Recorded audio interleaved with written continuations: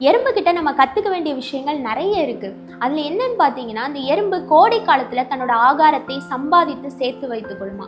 ஏன்னா மழை காலத்துல அதால வெளியே போக முடியாது. அப்போ கோடை காலத்துல ரொம்ப ஆக்டிவா சுறுசுறுப்பா எவ்வளவு சேர்த்து வைக்க முடியுமோ அவ்வளவு சேர்த்து வச்சுக்கணும். ஆண்டவர் சொல்றாரு நீதிமொழிகள் 6வது அதிகாரம் 6வது வசனத்துல, சோம்பேறியே நீ எறும்பின் இடத்தில் போய் அதன் வழிகளை பார்த்து ஞானத்தை கற்றுக்கொள் அப்படின்னு சொல்றாரு.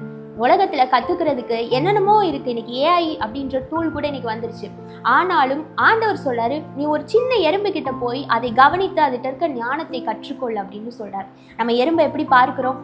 ஒரு சாதாரண ஒரு சின்ன ஒரு உயிரினம். போற போக்குல அதை நம்ம காலில் நசுக்கிட்டு போயிடும். நம்ம சாப்பிட்ற தின்பண்டத்துலயோ எதுலையோ எறும்பு வந்து உட்கார்ந்தா அதை விஷ வச்சு நம்ம கொண்டுடுறோம்.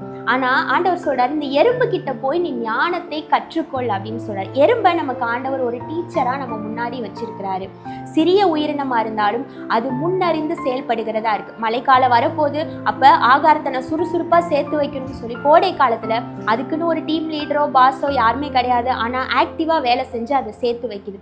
இதே மாதிரிதான் வேதத்துல பார்த்தோம்னா யோசேப்புக்கு 7 வருஷம் அந்த பஞ்சகாலம் வருது அப்படின்றது தெரியுது. அதனால அந்த முன்னாடி இந்த 7 வருஷத்துல எல்லா தானியங்களையும் அவர் சேர்த்து வைக்கிறனால அந்த பஞ்ச காலத்துல அந்த எகிப்து தேசம் மட்டும் இல்ல, பக்கத்துல இருக்க எல்லா தேசங்களுக்கும் அவங்க கொடுக்கிற அளவுக்கு ஆண்டவர் வந்து அங்க வச்சிருந்தாரு.